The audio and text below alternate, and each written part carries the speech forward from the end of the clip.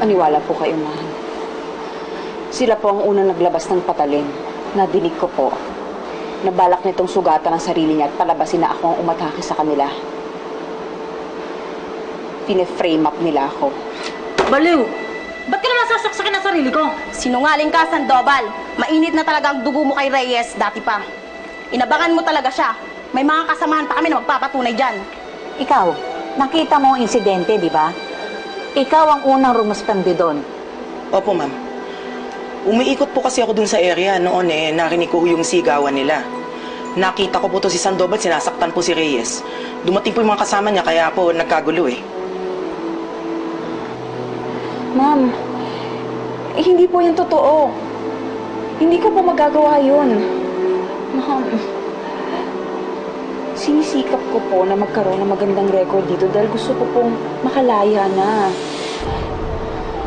Hindi po yan totoo. Maniwala po kayo. Naka-report na ito. Kayo ni Reyes ay tatanggap ng karampatang parusa. Pasensya na, Amanda. Maapektuhan nito ang nalalapit mong paglaya.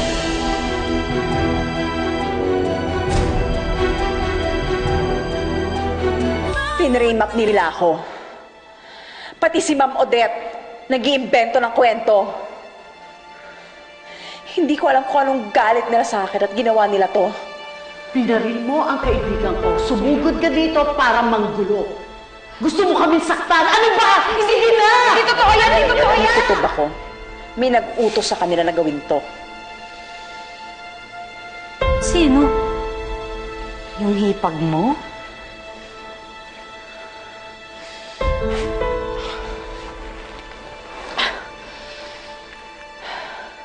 Sino pa ba?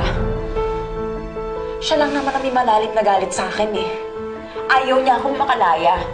Siguro gumawa ng ibang paraan.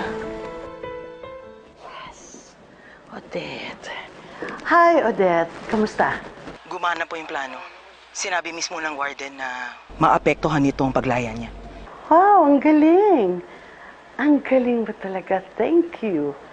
You made my day, Odette. Okay, bye.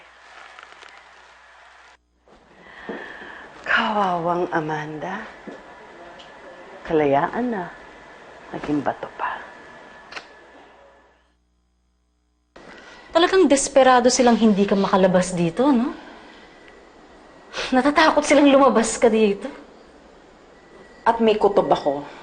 May iba pa siyang tinatago sa akin. Pakiramdam ko, hawak na niya ang anak ko. Sinasabi na lang niya sa akin na may iba pa siyang pamilya dahil gusto niya akong parusahan sa kakaisip sa anak ko. Posible yun.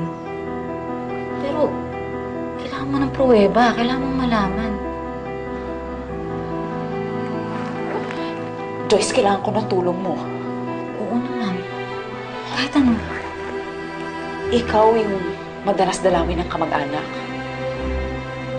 Baka meron tayong pwedeng pakiusapan na pumunta dun sa dati naming bahay. Tignan lang niya kung nandun ang anak ko.